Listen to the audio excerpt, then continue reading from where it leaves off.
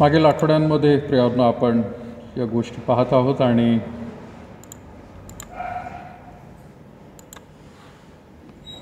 आपण ही सर्व वचने प्रियांनो वेगवेगळ्या पाहत आलोत.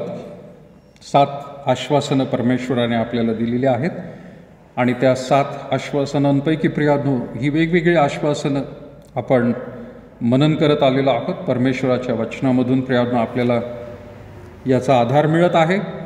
मला क्षमा मिळालेली आहे यावरती आपण मनन केलं. त्यानंतर प्रियांनो मला मुक्ती किंवा मी स्वतंत्र आहे, कोणाच्याही आणि कसल्याही बंधनात मी नाही आहे असं आपल्याला वचन दाखवतं. परंतु परमेश्वराच्या सान्निध्यामध्ये त्याच्या इच्छेप्रमाणे आपण आहोत. तिसरं आपण बघितलं आश्वासनांपैकी मला आशा आहे. आशा आहे म्हणजे काय? मला परमेश्वराने पुढे आजच्या काळातच नाही, पुढच्या दिवसासाठी, आठवड्यासाठी, वर्षभरासाठी, परंतु आयुष्यासाठी देखील आशा दिलेली आहे. आणि ह्या भूतलावरती माझं जीवन संपल्यानंतर देखील मला आशा आहे आणि ती आशा फक्त आपल्यालाच प्रियांनो आहे, दुसऱ्या कोणाला नाही. आणि म्हणून त्याबद्दल प्रियांनो आपण पाहत होतो की ती आशा मला आहे. चौथा मुद्दा आपण पाहिला 7 आश्वासनांपैकी मला कृपादान देवबापाने दिलेलं आहे. आणि मागील आठवड्यापर्यंत प्रियांनो आपण यावरती मनन करत आलेलो आहोत की मला प्रत्येकाला, फक्त सेवकालाच नाही तर ज्यांनी ज्यांनी खरोतर परमेश्वराकडे आपल्या पापांची क्षमा मागितलेली आहे, पश्चाताप केलेला आहे, परमेश्वराला, प्रभू येशू ख्रिस्ताला आपला देव म्हणून स्वीकारलेला आहे, त्या सगळ्यांनाच प्रियांनो देवाने काहीतरी कृपादान दिलेलं आहे. ते कृपादान तुम्हाला ओळखणं गरजेचं आहे आणि ओळखल्यानंतर त्याच्या सेवेसाठी प्रियांनो त्याचा वापर करणं फार गरजेचं आहे. यावरती प्रियांनो आपण मागील 2 आठवड्यांपासून पाहिलं आहे. त्यानंतर प्रियांनो आज आपण बघणार आहोत की मला एक उद्देश आहे.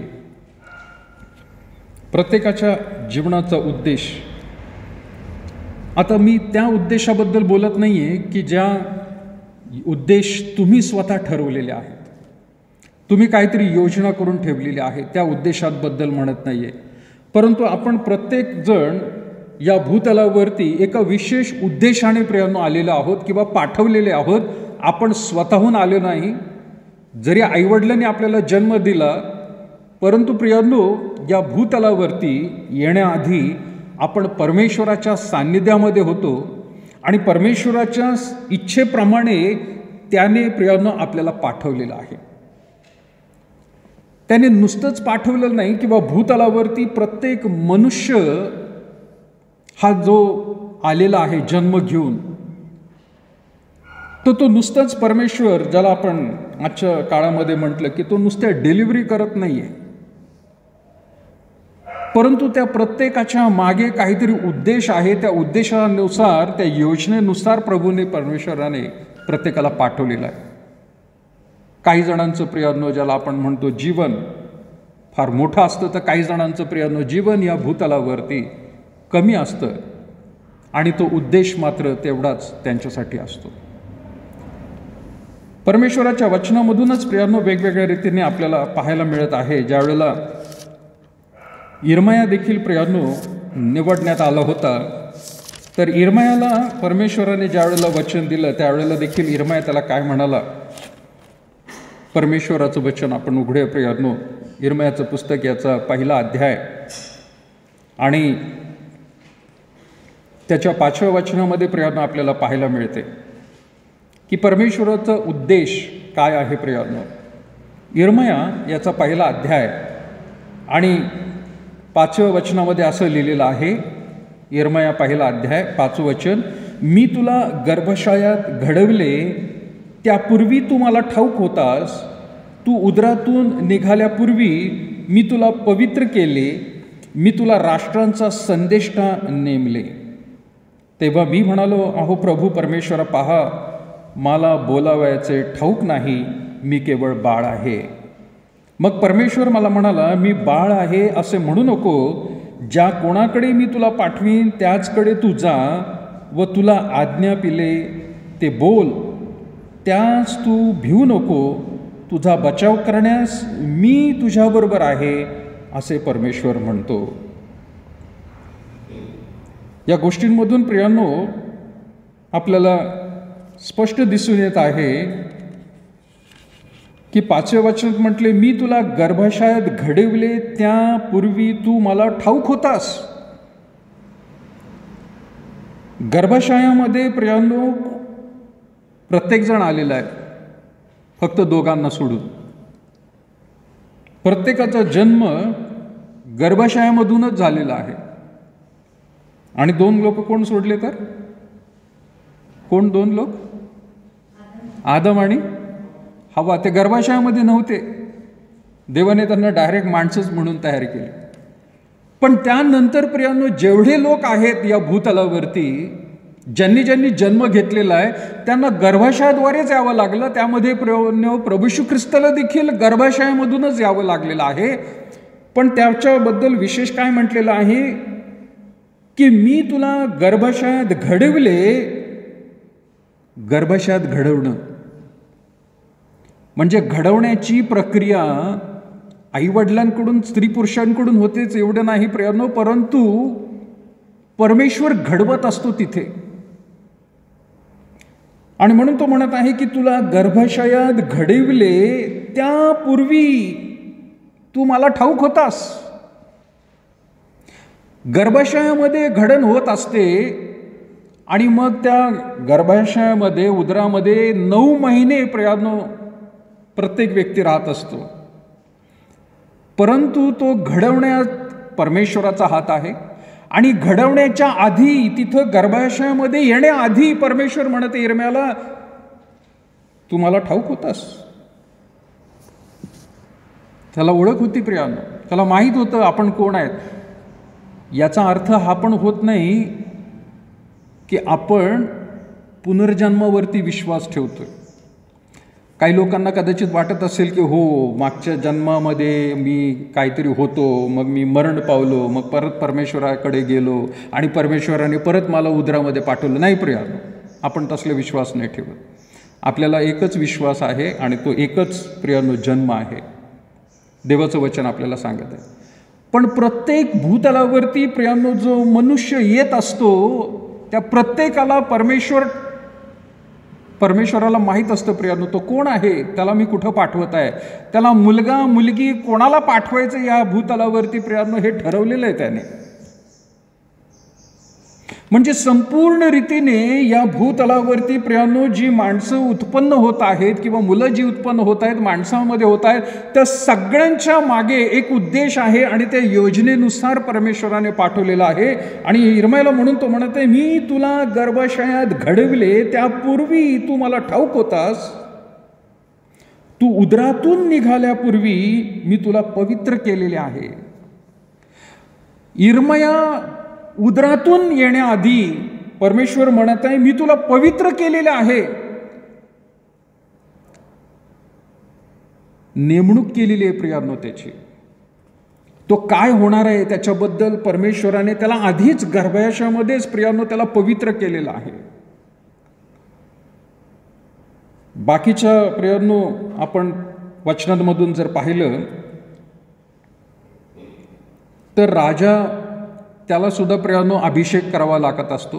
याजकाकडून त्याचा अभिषेक होतो, मग तो राज्यपदावर जातो. परमेश्वर संदेष्ट्यांची देखील प्रियांनो वेगवेगळ्या रीतीने निवड करत आहे. पण ज्या वेळेला ह्या यिर्मया संदेशाची निवड होते किंवा बाकीच्या संदेष्ट्यांची देखील, परमेश्वर त्यांना प्रियांनो गर्भाशयामध्ये असतानाच प्रियांनो त्यांना तो अभिषेक देत आहे, त्यांच्यावर पवित्र करून ठेवत आहे. म्हणजे कोणी कोणतं पुढं काम करावं, कार्य करावं, कशा प्रकारची त्यांनी सेवा करावी, हे सर्व काही प्रियांनो देवाच्या हातामध्ये आहे. त्याच्या योजनेनुसार प्रियांनो ते चाललेलं आहे. किती सुंदर गोष्ट आहे प्रियांनो. आज तुम्ही जे काही आहात, कदाचित काही लोक म्हणतील की जसं काही जगामध्ये कॉस्मेटिक सर्जरी करत असतात. कॉस्मेटिक सर्जरी म्हणजे काय? काही लोकांना म्हणतं, त्यांना वाटतं की नाही बाबा माझं नाक चांगलं नाही. काही लोक म्हणतात नाही माझे ओठ फारच जाड आहेत. काय लोक म्हणतात नाही माझ्या चेहऱ्याची ठेवण व्यवस्थित नाही आहे, आणि म्हणून ते मग डॉक्टरकडे जातात. आणि सध्या एवढं टेक्नॉलॉजी वाढलेली आहे की तुम्हाला पाहिजे तसा चेहरा करून मिळतो. मग डोळे, तुमचे ओठ, आणि मग कॉस्मेटिक सर्जरी करून त्यांना वाटत असतं आम्ही आता सुंदर दिसत आहोत. पण लक्षात घ्या प्रियानो, परमेश्वराने तुम्हाला आज जे काही चेहरा दिलेला आहे, डोळे दिलेले आहेत, नाक दिलेले, कान दिलेले, अवयव दिले आहेत, उंची दिलेली आहे, रंग दिलेला आहे, तो सर्व काही देवाने त्याच्या पॅकेजनुसार प्रियानो पाठवलेला आहे. त्याच्या इच्छेनुसार प्रियानो ते आहे. आणि तुम्ही तेवढंच नाही तर प्रियानो, तुम्ही जे काही प्रियानो कार्य करत आहात किंवा जीवन जगत आहात ते सुद्धा परमेश्वराने योजून ठेवलेलं आहे. जरी कधी कधी प्रियानो त्यामध्ये परमेश्वराच्या इच्छेविरुद्ध एखादा मनुष्य वागतो किंवा त्याची चॉईस प्रमाणे प्रियानो तो सुरुवात करतो, परंतु त्यामधून देखील परमेश्वर त्याचं कार्य करण्याचा प्रयत्न करतो आणि खऱ्या मार्गाला तो घेऊन येत असतो. या वचनामधून अगदी स्पष्ट दिसत आहे की मी तुला गर्भाशयात घडविले त्यापूर्वी तू मला ठाऊक होतास, तू उदरातून निघाल्यापूर्वी मी तुला पवित्र केले, मी तुला राष्ट्रांचा संदेष्टा नेमलेले आहे.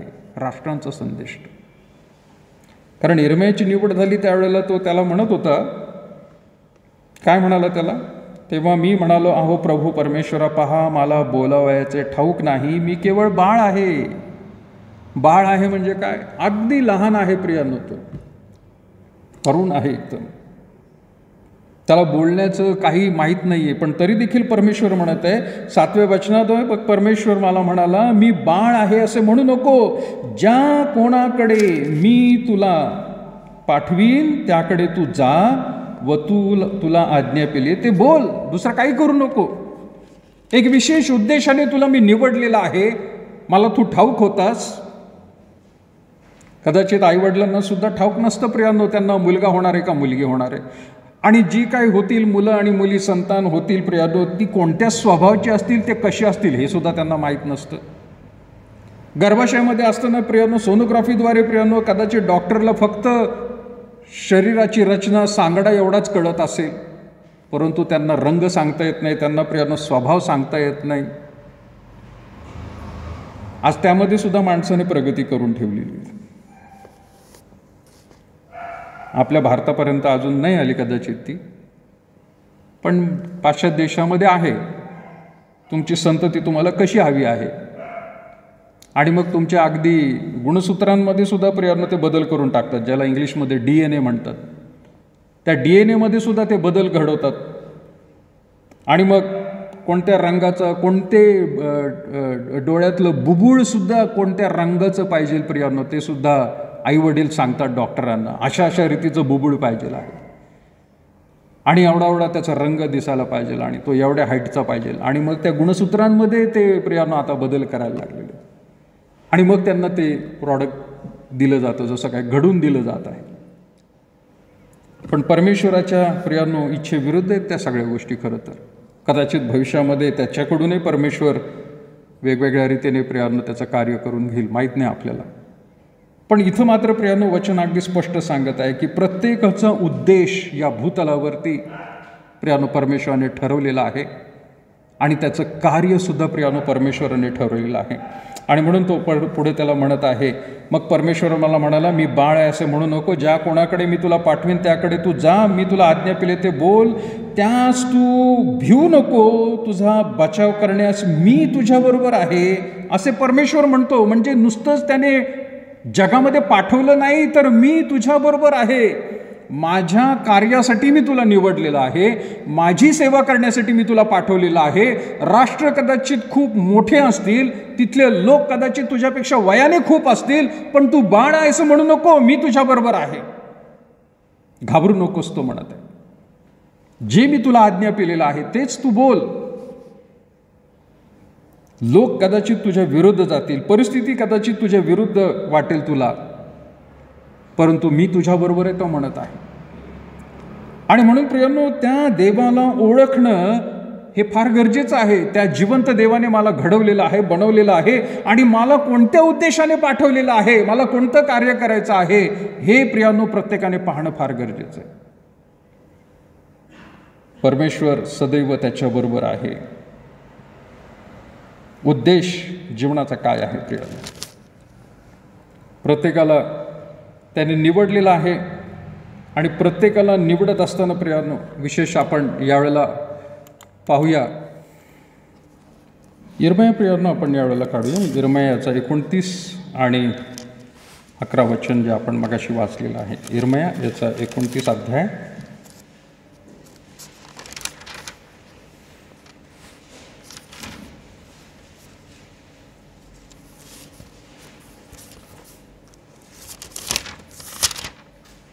यिर्मयाचं पुस्तक याचा 29वा अध्याय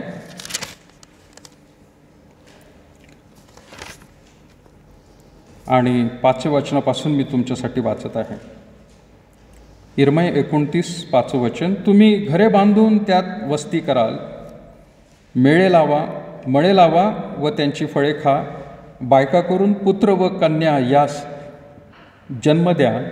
आपल्या पुत्रास बायका करून घ्या व आपल्या कन्यास नवरे करून घ्या, म्हणजे त्यास पुत्र व कन्या होतील. तुमची तेथे वाढ होऊ द्या, क्षय होऊ देऊ नका. तुम्हास पकडून ज्या नगरास मी नेले त्याचे हितचिंतक करा व त्यासाठी परमेश्वराची प्रार्थना करा. त्या नगराचे हित हे तुमचे हित, कारण सेनाधीश परमेश्वर इस्रायलाचा देव म्हणतो, तुमच्यात वावणारे संदेष्टे व तुमचे दैवज्ञ यांनी तुम्हास फसू नये. तुम्ही त्या स्वप्ने पाहण्यास लावता त्या स्वप्नदृष्ट्यांचे ऐकू नका, कारण ते माझ्या नामाने तुम्हास खोटा संदेश देतात. मी त्यास पाठविले नाही असे परमेश्वर म्हणतो.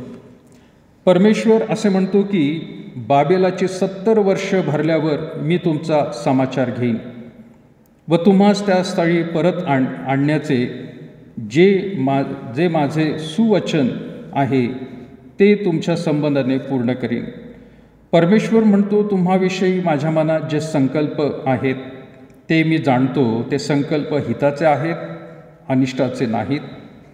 ते तुम्हास तुमच्या भावी सुस्थितीची आशा देणारे आहेत. तेव्हा तुम्ही माझा धावा कराल, तुम्ही जाऊन माझी प्रार्थना कराल व मी तुमचे ऐकेन. तुम्ही मला शरण याल आणि पूर्ण जीवेभावे माझ्या शोधास लागाल, तेव्हा मी तुम्हास पावेन. परिस्थिती प्रियानो यिर्मयाच्या काळामध्ये काय आहे?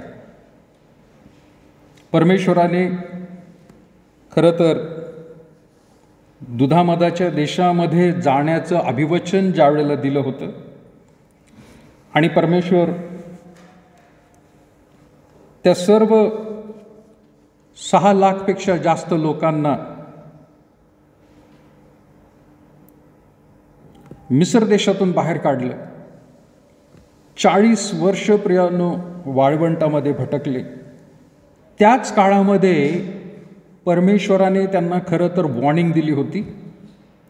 अजून दुधामधाच्या देशात ते गेले नाहीत. ते 40 वर्ष प्रियानो भटकत होते. त्या काळामध्ये परमेश्वराने सांगितले की ज्या देशामध्ये तुम्हाला मी घेऊन चाललो आहे तिथल्या लोकांप्रमाणे तुमचं राहणीमान असू देऊ नका.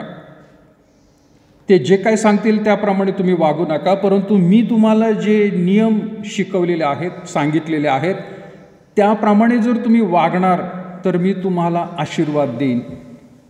आणि तसे जर तुम्ही वागले नाही तर परत एकदा तुमच्यावरती मी गुलामगिरी आणेन. असं प्रियानो दुधामधाचा देश देण्याआधी 40 वर्ष भटकत असतानाच परमेश्वराने सांगितलं होतं. कालांतराने प्रियानो ह्या सगळ्या लोकांना यहोशुवा दुधामधाच्या देशामध्ये घेऊन गेला. मोशेला अरण्यातच त्या ठिकाणी मृत्यू मिळाल्यानंतर यहोशुवा पुढे चालवत होता. यहोशुवाच्या द्वारे प्रियानो लोकांना प्रवेश मिळाला दुधामधाच्या देशामध्ये. यहोशुवाने त्यांना सगळं मार्गदर्शन केलं आणि यहोशुवानंतर इस्रायल लोकांना प्रियानो शास्ते मिळाले. शास्ते म्हणजे इंग्लिशमध्ये त्याला जजेसचं पुस्तक म्हणतो आपण, शास्ते, वेगवेगळे शास्ते नेमण्यात आले आणि ते ह्या सगळ्या लोकांना चालवायचे. इस्रायल लोक नंतर म्हणायला लागले की नाही नाही, आम्हाला शास्ते नको, आम्हाला राजा पाहिजे आहे. शेजारचे राष्ट्र जसे त्यांच्याकडे राजा आहे तसा आम्हाला सुद्धा एक राजा पाहिजे आहे, अशी मागणी त्यांनी केली. आणि परमेश्वर खरं तर त्यांचा राजा होता, पण इस्रायल लोकांच्या हट्टामुळे परमेश्वराने त्यांना राजा निवडण्यास सांगितलं. आणि कोण निवडला? इस्रायल देशाचा पहिला राजा शाऊल. शाऊल हा राजा निवडला. शाऊलानंतर प्रियानो दावीद हा राजा झाला. दाविदानंतर शल्मोन, दाविदाचा मुलगा शल्मोन हा राजा झाला. पण शल्मोनाने देखील प्रियानो परमेश्वराच्या ज्ञान त्याला खूप मिळालं, पण त्याचा शेवट बघितला तर देवाच्या इच्छेप्रमाणे प्रियानो तो वागला नाही. त्याने वेगवेगळ्या दुसऱ्या राष्ट्रातल्या बायका त्यांनी घेतल्या आणि त्या सर्व स्त्रियांनी त्यांनी आपापल्या देवाकडे त्याचं मन वळवलं. आणि म्हणून शल्मोनाचा शेवट हा भयंकर झाला. शल्मोनानंतर प्रियानो हे सर्व लोक वेगवेगळ्या रीतीने प्रियानो त्यांची मनं भरली गेली. त्यानंतर इस्रायल देशाचे 2 तुकडे झाले, 2 विभाग झाले. उत्तरेचा भाग इस्रायल म्हटला गेला, दक्षिणेचा भाग यहुदा म्हटला गेला. आणि मग ह्या 2 भागामध्ये 2 राजे तयार झाले. यरुशलेममध्ये मंदिर आहे शल्मोनाने बांधलेलं, पण झालं काय? परमेश्वराच्या इच्छेप्रमाणे हे लोक वागले नाहीत आणि म्हणून त्यांच्यावरती दुसऱ्या 2 राष्ट्रांनी आक्रमण केलं. प्रियानो, अशूर राष्ट्राने आक्रमण केलं आणि बाबेलचा जो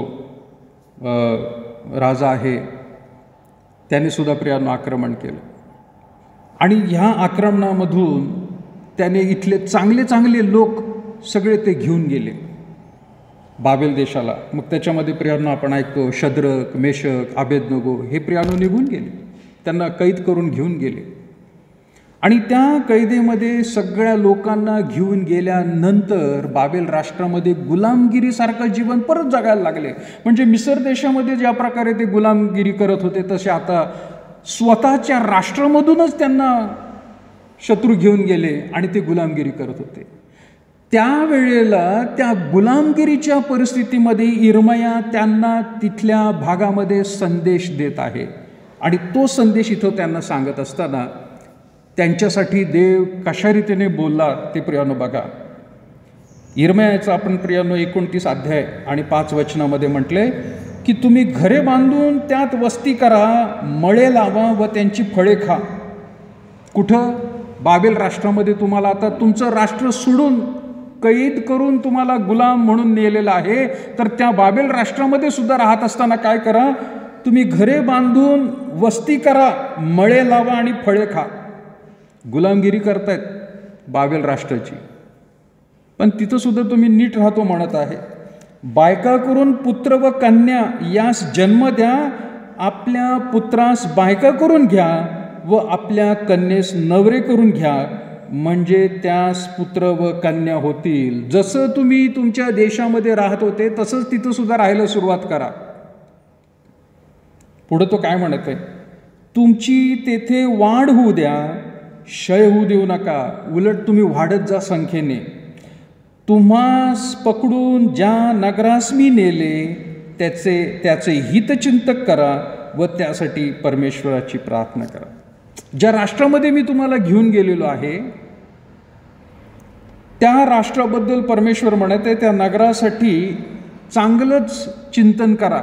वाईट त्यांना बोलू नका, शिव्या देऊ नका, शाप देऊ नका, वाद घालू नका. तिथे अशी आता तुलना करू नका की आमच्या देशामध्ये किती चांगलं होतं आणि आता इथं बघ परमेश्वरा कसं झालेलं आहे. परमेश्वरानेच त्यांना कैद करून नेलेलं आहे.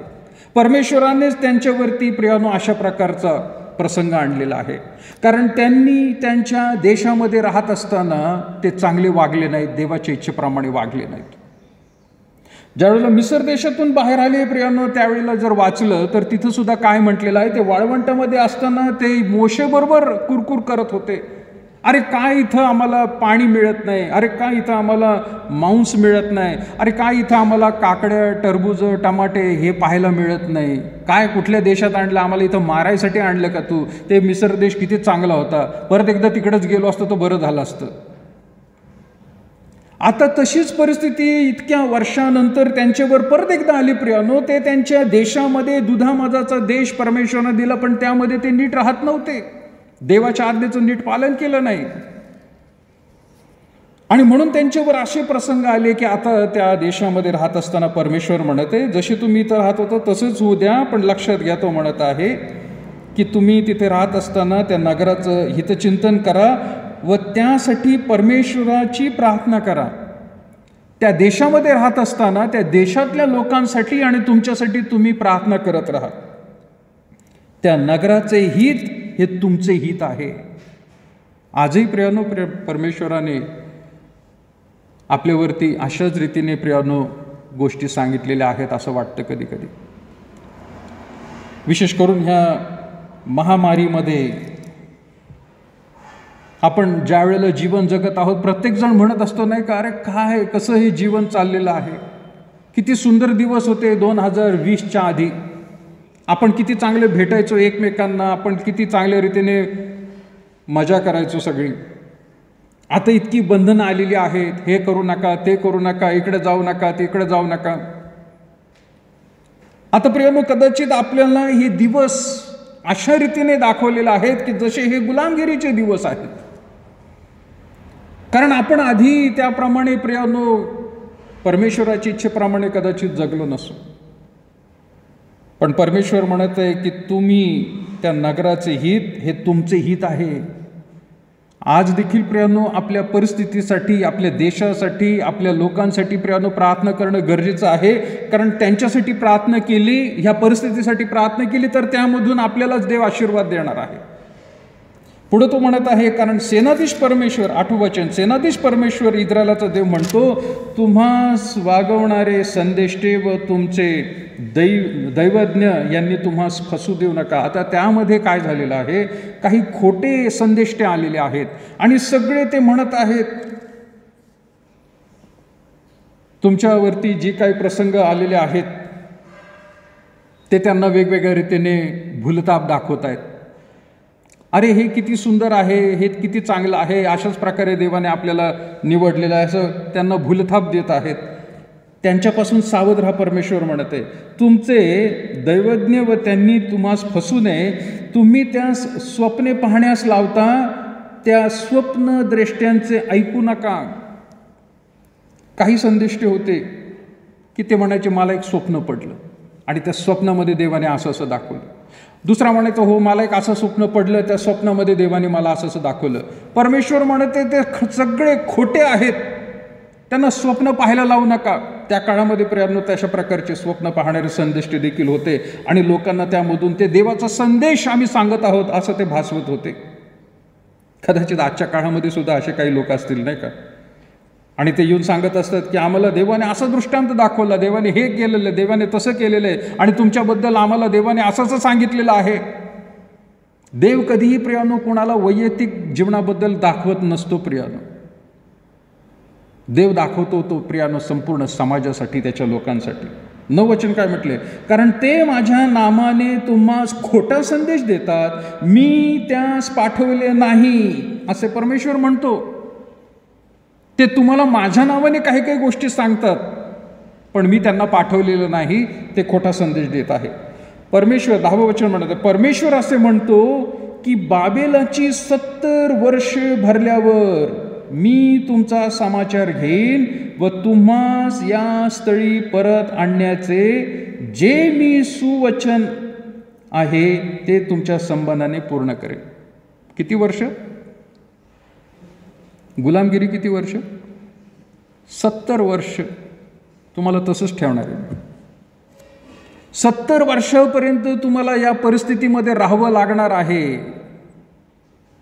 आपला विषय चाललाय प्रियानो, माझ्यासाठी उद्देश आहे.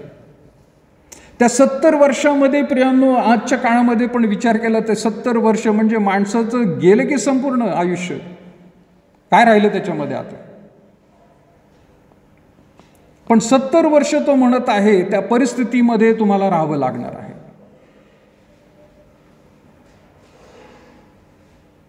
पुढं तो 11 वचनामध्ये मग म्हणत आहे, खरं 10व्यामधूनच तो म्हणत आहे की बाबेलाची 70 वर्ष भरल्यावर मी तुमचा समाचार घेईन, मी सोडलेला नाही तुम्हाला, मी समाचार घेईन आणि पुन्हा एकदा तो म्हणत आहे तुम्हा त्या स्थळी परत आणण्याचे जे सुवचन आहे त्या संबंधाने मी पूर्ण करेन. 70 वर्षानंतर परत एकदा तुमच्या राष्ट्राकडे मी तुम्हाला घेऊन येणार. आणि मग प्रियांनो आपण त्या गोष्टी पाहतो की बाबेलाचा बुरुज पडलेला आहे, येरुशलेमचं बुरुज पडलेला आहे आणि बाबेलामधून मग वेगवेगळ्या रीतीने प्रियांनो मदत पाठवली जाते आणि मग ते बुरुज आणि ती भिंत सगळे काही बांधायला सुरुवात करतात. पण तोपर्यंत त्यांना तिथंच राहावं लागतं. 11 वचनामध्ये मग म्हणत आहे, जे महत्त्वाचं वचन आहे की परमेश्वर म्हणतो तुम्हाविषयी माझ्या मनात जे संकल्प आहेत ते मी जाणतो. तुमच्यासाठी माझ्या मनामध्ये तो म्हणतो संकल्प आहेत, म्हणजे योजना आहे. मी त्या योजना करून ठेवलेल्या आहेत, ते मी जाणतो, मला माहीत आहे. कदाचित काही लोक त्यांच्या प्रार्थनेमध्ये म्हणत असतील, देवा तू आमच्याकडे पाहत नाहीस का? अरे एवढ्या भयंकर परिस्थितीमध्ये आम्ही आमचं जीवन जगत आहोत, तू कधी आमच्याकडे लक्ष देशील? आपण ज्या परिस्थितीमध्ये आहोत प्रियांनो, ती परिस्थिती आपल्यावरती प्रियांनो परमेश्वराने जरी आणलेली आहे तर त्यामधून तो काहीतरी चांगलंच काढणार आहे प्रियांनो. मग ते अगदी आपला स्वतःचा मृत्यू असू द्या, आपल्या घरातल्या लोकांचा मृत्यू असू द्या, आपल्या शेजाऱ्यांच्या किंवा नातेवाईकांचा मृत्यू असू द्या, त्यामधून परमेश्वर वेगवेगळ्या रीतीने प्रियांनो कार्य करत असतो. कारण त्याची योजना, मी मागच्या वेळेला म्हटलं प्रियांनो, त्याची योजना फिक्स असते. प्रत्येकाचं जीवन तेवढं आहे आणि ती योजना तो बदलत नसतो. परमेश्वर 11 वचनामध्ये म्हणते, परमेश्वर म्हणतो तुम्हाविषयी माझ्या मनात जे संकल्प आहेत ते मी जाणतो, जे ते संकल्प हिताचे आहेत, अनिष्टाचे नाहीत. त्यामधून हित होणार आहे, चांगलं होणार आहे तुमचं, वाईट काही करणार नाही. वाईट कोण करत असतं प्रियांनो? सैतान करत असतो. आणि सैतानाच्या तावडीमध्ये जर आपण आहोत, कुठल्या तरी एका पापामध्ये जरी प्रियांनो आपण गुंतलेलो आहोत, सैतानाचा ताबा आपल्यावरती असतो आणि प्रियांनो अनिष्टाच्या गोष्टी घडत असतात, वाईट गोष्टी घडत असतात. मुळात चांगलं आणि वाईट काय हे परमेश्वराच्या दृष्टिकोनातून पाहिलं तर प्रियांनो आपल्याला योजना समजून येते बरं का. पण ज्यावेळेला मानवाच्या दृष्टिकोनातून चांगलं आणि वाईट ज्यावेळेला आपण पाहतो त्यावेळेला असं वाटतं की नाही नाही नाही, ह्याला वाईट म्हणावं आणि त्याला चांगलं म्हणावं. नाही प्रियांनो, परमेश्वराच्या दृष्टिकोनातून बघा. आणि म्हणून तो देव तिथं म्हणत आहे की ते संकल्प हिताचे आहेत, अनिष्टाचे नाही. ते तुम्हास तुमच्या भावी सुस्थितीची आशा देणारे आहेत. तुमची चांगली स्थिती व्हावी म्हणून आशा देणारे हे संकल्प आहेत. आज जरी तुम्हाला दुःख वाटत असेल, आज जरी तुम्ही भयंकर अशा जीवनामधून चालले आहात, पण कदाचित तुम्हाला किंवा तुमच्या पुढच्या पिढीला ह्या स्थितीमधून तो सुस्थिती देणार आहे, आशा देणार आहे प्रियांनो. 12 वचन म्हणते, तेव्हा तुम्ही माझा धावा कराल, तुम्ही जाऊन माझी प्रार्थना कराल व मी तुमचे ऐकेन. तुम्ही मला शरण याल आणि पूर्ण जीवे भावे माझा शोधास लागाल, तेव्हा मी तुम्हास पावेन. असं तसं लगेच सापडणार नाही तो म्हणते, असं तसं लगेच परिस्थिती बदलणार नाही तो म्हणते. जोपर्यंत प्रियांनो आपण देवाला शरण जाणार नाही, देवा माझ्या इच्छेप्रमाणे नाही तर तुझ्या इच्छेप्रमाणे होऊ दे, असं जोपर्यंत प्रियांनो आपण म्हणून आपलं सर्व कार्य प्रियांनो आपण थांबवत नाही आणि त्याला कार्य करण्यासाठी संधी देतो, तोपर्यंत तो म्हणत आहे की तुम्ही मला शरण याल आणि पूर्ण जीवे भावे माझा शोधास लागाल, त्यावेळेला मी पावेन म्हणतोय तो, त्याच वेळेला मी पावेन. प्रत्येकासाठी योजना आहे प्रियांनो. यिर्मयाच्या जीवनामधून पाहिलं, सुरुवातीलाच पहिल्या अध्यायामध्ये यिर्मयाच्या द्वारे प्रियांनो बाबेल राष्ट्रावरती प्रियांनो बाबेल राष्ट्राने त्यांच्यावर आक्रमण केलेलं आहे आणि मग त्या लोकांची परिस्थिती काय आहे त्यामधून देखील आपण पाहिलं. नीतिसूत्रे प्रियांनो आपण यावेळेला काढूया. त्याचा 16 आणि 9 वचन काय म्हणते बघा प्रियांनो. नीतिसूत्रे 16 आणि 9 वचन. हे वचन आपण मगाशी वाचलं होतं प्रियानो. कोणी वाचेल? नीतिसूत्रे 16. येस, मनुष्याचे मन मार्ग योजिते, पण परमेश्वर त्याच्या पावलास मार्ग दाखवतो. पहिल्या वचनामध्ये सुद्धा काय म्हटलं प्रियानो? मनात योजना करणे मनुष्याच्या हातचे आहे, पण जिभेने उत्तर देणे परमेश्वराकडे आहे. योजना करतो मनुष्य, मनात योजना करणे मनुष्याच्या हातचे आहे. योजना कर असं म्हणत नाही की योजना करू नको, पण त्या योजना करत असताना तू देवाला मध्यस्थ ठेवलेलं आहे का? देवाला केंद्रस्थान ठेवलेलं आहे का? त्याला धरून तू तुझ्या योजना बनवल्या आहेत का? आणि त्याच्या गौरवासाठी ती योजना आहे का? का तुझ्याच गौरवासाठी आणि तुझ्याच पुढच्या भावी पिढीसाठी तू योजना केलेल्या आहेत? ठीक आहे, तो म्हणतोय मग योजना मनुष्य जर करत आहे तर तिथं म्हटलेलं आहे मनात योजना करणं मनुष्याच्या हातचे आहे. तो कधी सोडणार नाही प्रियानो. जोपर्यंत भूतलावरती माणूस आहे योजना करतच राहतो तो. पण त्या योजनांबद्दल तो काय म्हणत आहे? पण जिभेने उत्तर देणे परमेश्वराकडे आहे. त्या योजना सिद्धीस आणण्यास परमेश्वराकडे आहे प्रिया. जर योजना देवाच्या दृष्टीने देवाला केंद्रस्थान ठेवून केलेल्या आहेत, देवाच्या गौरवासाठी ठेवलेल्या आहेत, तर प्रियानो त्या सर्व सिद्धीत जातील. पण जर मनुष्य स्वतःसाठीच योजना करत आहे आणि त्यामध्ये देवाचा कुठलाही भाग नाही आहे.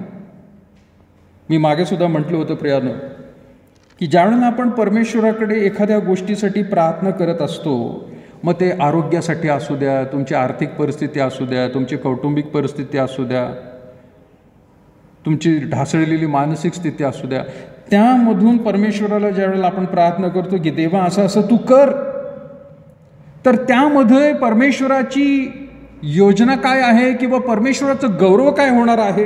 कशासाठी देव म्हणेल मी काय करावं म्हणून? माणसं स्वतःला आरोग्य मागतात, पण आरोग्य देव द्यायला तयार आहे. पण ते आरोग्य मिळाल्यानंतर तू माझ्यासाठी काय करणार आहेस? आरोग्य मिळाल्यानंतर मी माझे कामधंदे परत एकदा सुरू करेल. अरे पण आरोग्य मिळाल्यानंतर मी सुद्धा मंदिरामध्ये येऊन तुझी उपासना करेल, चर्चमध्ये बसून तुझं गौरव करेल, देवाच्या सेवेसाठी स्वतःचं जीवन मी देऊन टाकेल. हे कधी बोलला का तू?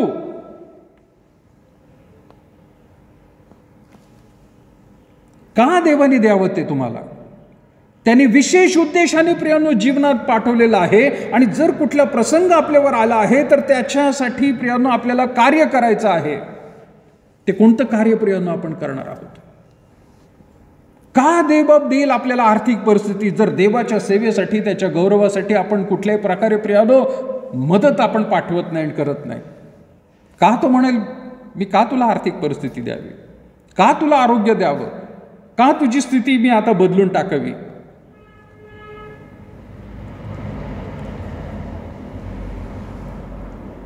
माझ्या परिवर्तनाच्या गोष्टीबद्दल प्रियानो 2 दिवसापूर्वी मी लिहित होतो.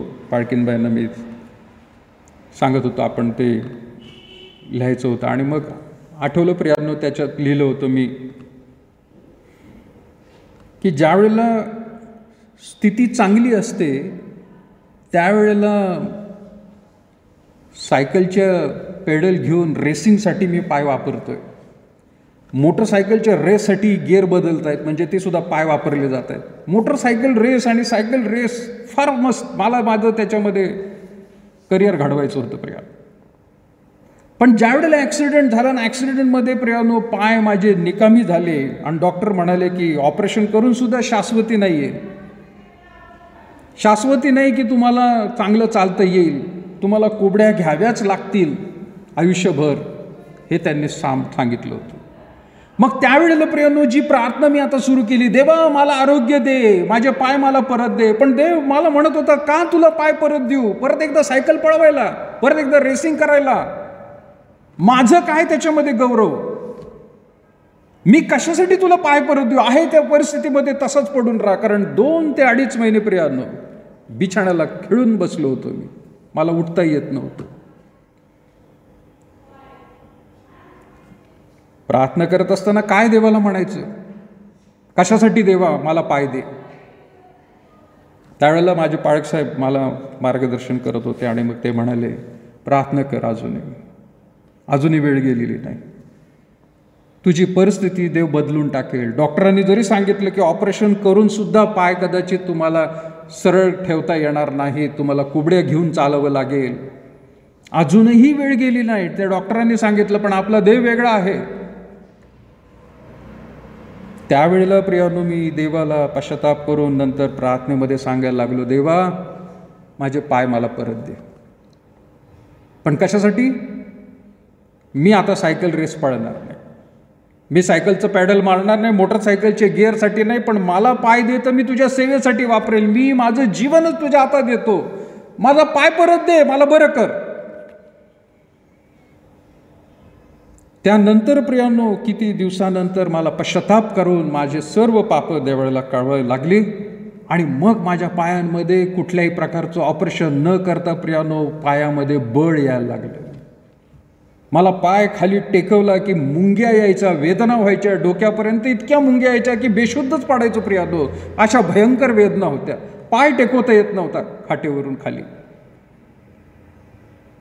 पण नंतर दिलं देवबापाने, माझी प्रार्थना ऐकली आणि त्याला जे वचन दिलेलं आहे प्रियांनो ते पूर्ण करण्यासाठी मग मी प्रयत्न सुरू केले. देवा मी वचन दिलंय, मग काही नाही दुसरं बाकीची योजना प्रिया. मी ते म्हणते, ज्या उद्देशाने प्रियांनो परमेश्वराने या भूतलावरती पाठवले तो उद्देश आपण समजून घेतला का?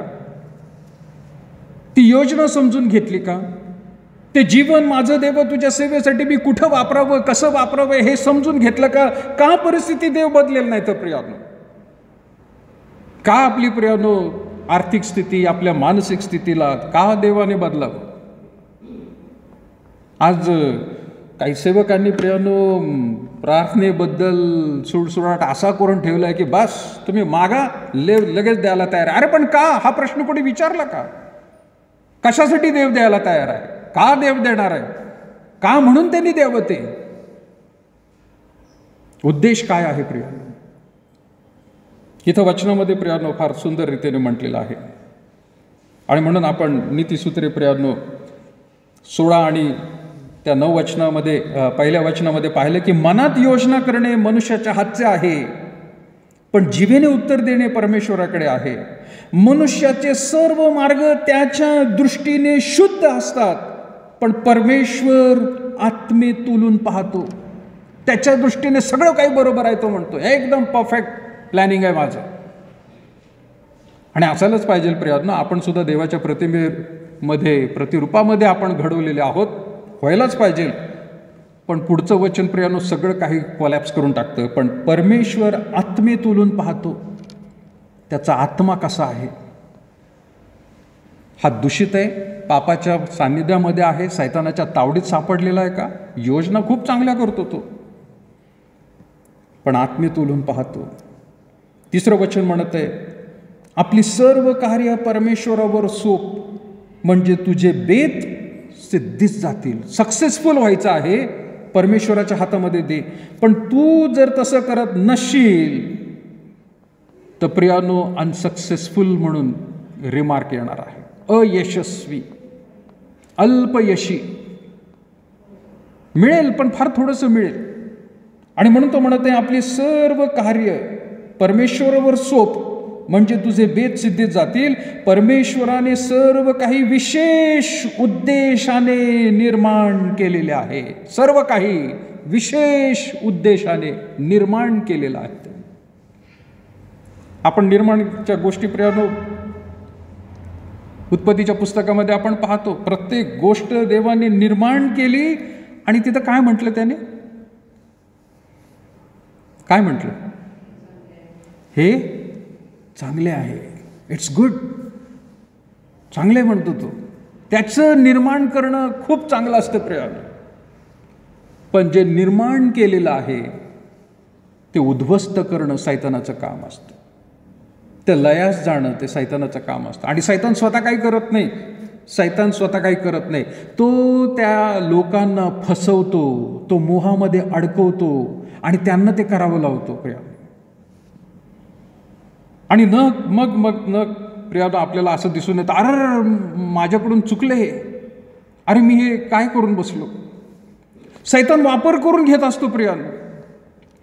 पण परमेश्वराची योजना काय म्हणते? परमेश्वर त्याने सर्व काही विशेष उद्देशाने निर्माण केलेलं आहे. दुर्जन देखील अरिष्टांच्या दिवसांसाठी केलेले आहेत. जे सातत्याने वाईटच करत राहतात, एक काळ असा येतो प्रियानो, ते देवाच्या इच्छेप्रमाणे वागणारे नसतील तर देव सोडून देतो त्यांना प्रियानो. तो सोडून देतो. तो त्यांना प्रियानो त्याचा आत्मा देत नाही टोचणी करायला. तो सोडून देतो. तो म्हणतो राहू दे त्यांना आता तसं. कशासाठी? अरिष्टाच्या दिवसासाठी. शेवटच्या दिवशी त्यांचा नाशच व्हावा. काही लोक एक सिद्धांत असं मांडतात की ते म्हणतात प्री डेस्टिनेशन एक सिद्धांत आहे. म्हणजे काय? सगळं काही देवाने योजना करून ठेवलेली आहे. कोणते आत्मे नरकात जातील आणि कोणते स्वर्गामध्ये जातील हे देवाने ठरवून ठेवलेलं आहे. आणि म्हणून जाऊ दे सगळे नरकामध्ये, ते नरकासाठीच बनवलेले आहेत असं म्हणतात. नाही, प्री डेस्टिनेशनवरती आपण विश्वास ठेवत नाही प्रियानो. तो सिद्धांत आपण विश्वास ठेवत नाही. ते दुसरे काही संस्था प्रियानो, काही लोक आहेत. देव प्रियानो त्या वाईट करणाऱ्या लोकांना एकदा, दोनदा, तीनदा समज देत राहतो प्रियानो. पण अशी काही वेळ येते की तो नंतर सोडून देतो त्यांना समज देणं. तो म्हणतो राहू द्या आता यांना. ते वाईटच करत राहत आहेत तर त्यांना तसंच राहू द्या. मग त्यांना अरिष्टाच्या दिवशी ढकलून टाकतो. त्याने अरिष्टाच्या दिवसासाठी, नरकासाठी काही लोकांचे आत्मे तयार केलेले आहेत असं नाहीये प्रियानो. सगळ्यांनी गुडघे टेकावे देवासमोर हे वचन सांगतं प्रियानो. प्रत्येक आत्म्याने प्रियानो येशू ख्रिस्ताला ओळखावं हे वचन सांगतंय. पण तसं जर काही लोक करत नाही तर देव एका स्थितीला सोडून देतो त्यांना.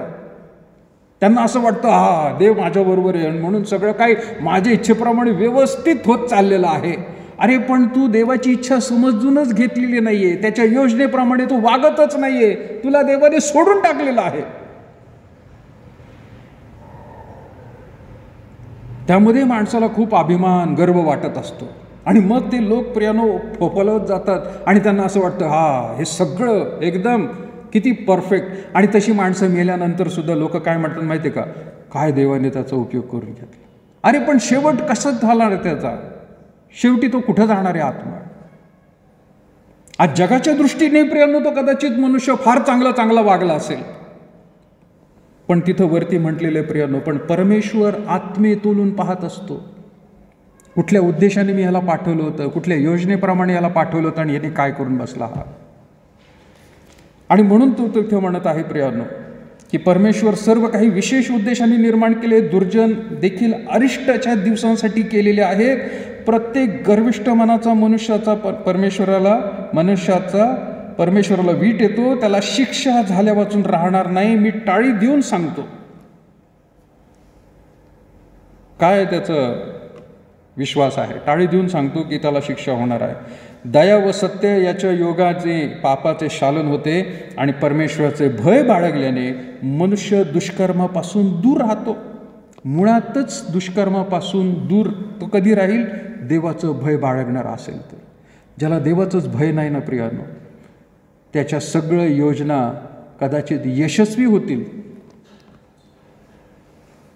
पण वाईट दिवस प्रियानो त्याच्यावर येणार आहेत. आणि म्हणून माझ्या माझ्या पाळकसाहेबांची पत्नी पाळकीनबाई, माझ्या पाळकीनबाई ते गोष्ट सांगायचे सश्याची आणि कासवाची. आणि मग आपल्याला माहिती आहे ससा आणि कासव लवकर. पण मग ते म्हणायचे की मांजरसुद्धा कधी बघितली का ती नेहमी स्वच्छ राहते. आणि स्वच्छ कशी राहते तर तिला जर कुठल्या घाणीमध्ये पाय पडला ती ताबडतोब झटकायचा प्रयत्न करते. कुत्रं तसं नसतं. कुत्रं अजून लोळत राहतं घाणीमध्ये. पण मांजर तिचं थोडासा पंजा घाणीमध्ये घाणेरड्या पाण्यामध्ये गेला ती लगेच झटकते. तिथं लगेच झटकते.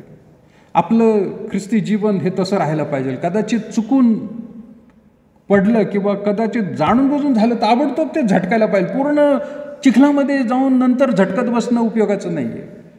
आणि मांजर स्वतःला नेहमी स्वच्छ ठेवत असते. ती चाटत राहते तिचं अंग सारखं. नेहमी शुद्ध क्लीन राहायचं आवडतं तिला. कुठली मांजर घे, तिचा स्वभाव असतो. आणि मग तो पंजा जरी पडला घाणेरडा, ती लगेच झटकते. जेवढं स्वच्छ होईल तेवढं पटपट पटपट ते हे करत असते. अशी जर आपली परिस्थिती असेल आध्यात्मिक रीतीने, तर प्रियांनो आपण जवळ राहणार आहोत, देवाच्या सान्निध्यामध्ये राहणार आहोत. पण जर आपण प्रियांनो देवाच्या इच्छेविरुद्धच वागणारे आहोत, देव आपल्याला सोडून टाकणार आहे. आणि म्हणून पुढे तो म्हणत आहे 7वें वचन, मनुष्याचे मार्ग परमेश्वराला आवडले म्हणजे तो त्याच्या शत्रूसही त्याच्याबरोबर समेट कराव्यास लावतो. अन्यायाने मिळवलेल्या मोठ्या मिळकतीहून न्यायाने कमवलेले थोडे बरे. मनुष्याचे मार्ग, मग 9 वचनमध्ये म्हणत आहे, मनुष्याचे मन मार्ग योजते पण परमेश्वर त्याच्या पावलास मार्ग देतो. त्याच्या पावलांना मार्ग देतो. तो कुठली गोष्ट करायची तिकडची मार्ग तो उघडे करत राहतो. प्रियांनो, आपण प्रियांनो यावेळेला इथेच थांबूया आणि पुढील काही वचनं आहेत ते आपण पुढच्या आठवड्यामध्ये पाहूया. पण ही गोष्ट समजून घेणं गरजेचं आहे की प्रत्येकाला उद्देश देवाने दिलेला आहे. प्रत्येकाला दिवस एका विशिष्ट उद्देशाने दिलेला आहे. प्रत्येकाला देवाने तो तास विशेष उद्देशाने दिलेला आहे. प्रत्येकाला देवाने त्याच्या खिशामध्ये पैसे विशेष उद्देशाने दिलेले आहेत. प्रत्येक सेकंद विशेष उद्देशाने दिलेला आहे. त्याचा हिशोब द्यायचा आहे प्रियांनो, त्याचा हिशोब द्यायचा आहे. या सर्व गोष्टींना विशेष उद्देशाने देवाने दिलेला आहे, तर त्या सगळ्याचा हिशोब द्यायचा आहे. असं काही म्हणून चालणार नाही की ते कुठे आहे माहीत नाही किंवा झालं माझ्याकडून. नाही, त्याचा हिशोब द्यायचा. आणि तो हिशोब देत असताना देवासाठी मी काय केलं आणि स्वतःसाठी काय केलं, जो उद्देश म्हणून देवाने समोर ठेवला आहे, जे जीवन दिलेलं आहे, त्या जीवनामध्ये मी देवाचं किती गौरव केलं आणि माझं किती गौरव केलं, हा हिशोब, इन्कम अँड एक्सपेंडिचर ज्याला आपण म्हणतो, तसे हे 2 विभाग फक्त राहणार आहेत. देवाच्या बाजूने किती मांडले गेलं आणि स्वतःच्या बाजूने किती मांडले गेलं. आपलं आत्मपरीक्षण आपण करूया. कारण प्रियांनो, आपल्याला माहीत नाही हिशोब कधी द्यायचा आहे, कोणाला द्यायचा आहे. तो वेळ काळ आपल्याला माहीत नाही.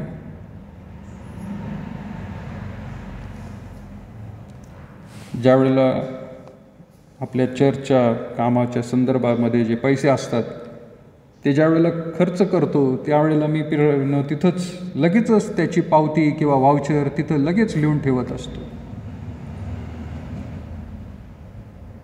जर मी काहीतरी गोष्ट चर्चच्या कामासाठी मला जर पैसे घेऊन मी जर जातोय बाहेर बाजारात आणि मला ती गोष्ट चर्चच्याच कामासाठी आणायची आहे, तर पैसे काढत असताना, चर्चच्या खजिन्यातून घेत असताना तिथं कागद एक लिहून ठेवणं गरजेचं आहे की मी इतके पैसे काढले, कशासाठी काढले, कोणत्या दिवशी तारीख लिहितो आणि माझी सही सुद्धा मी करतो.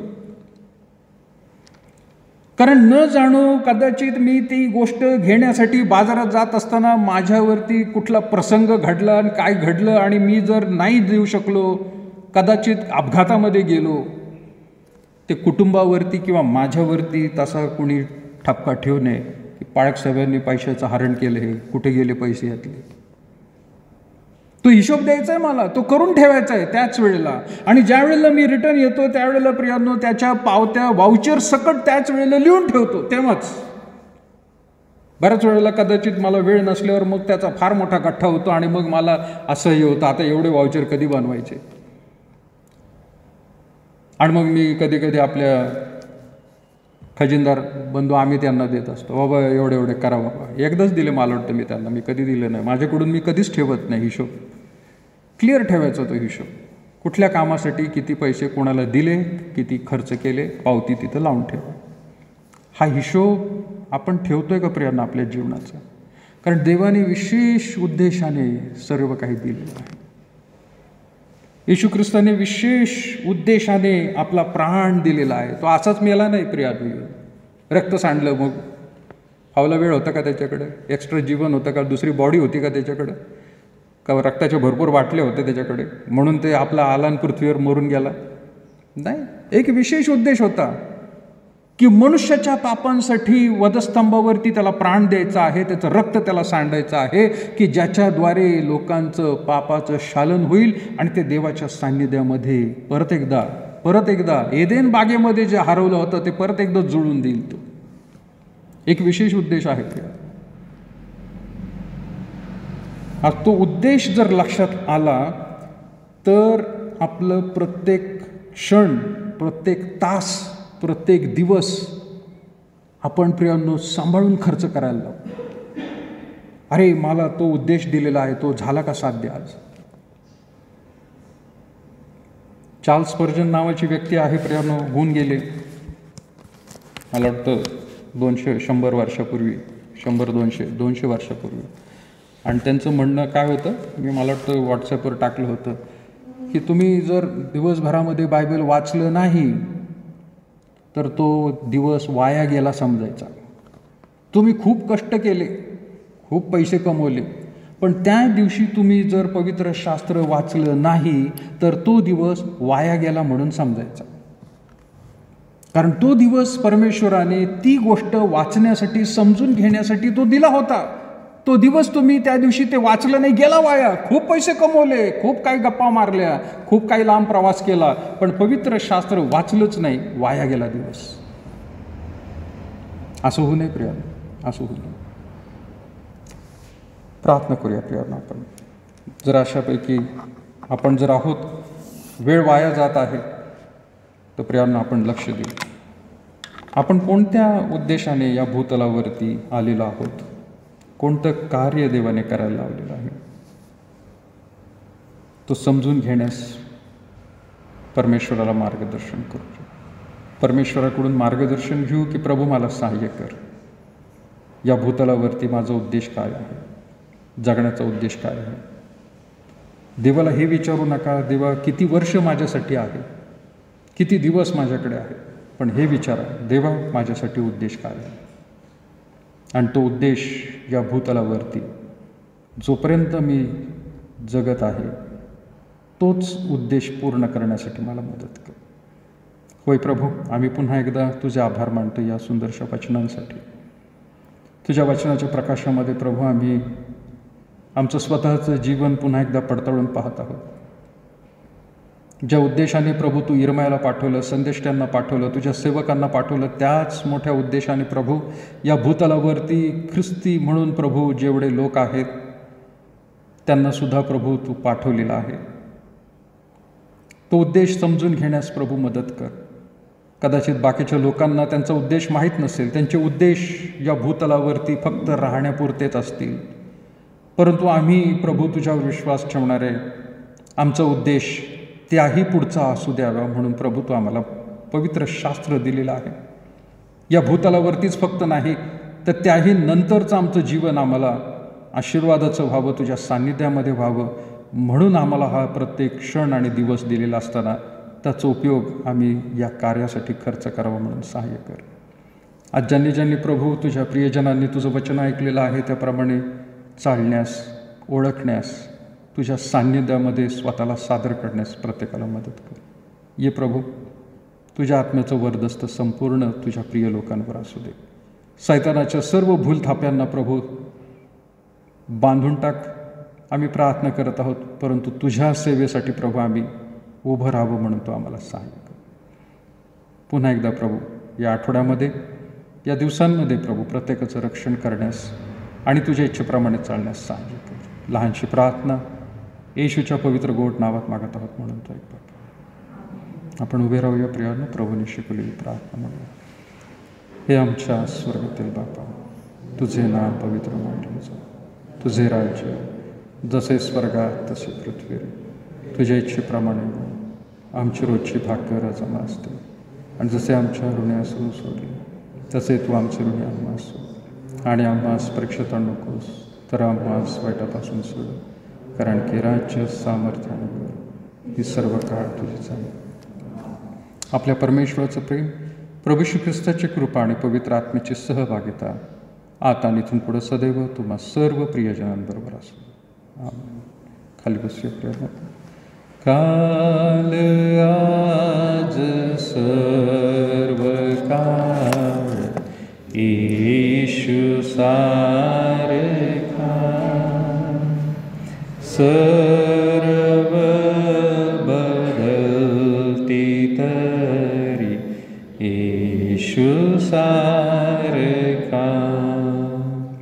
धन्य त्याचे नाम, धन्य त्याचे नाम, सर्व बदलते तरी येशू सारखा.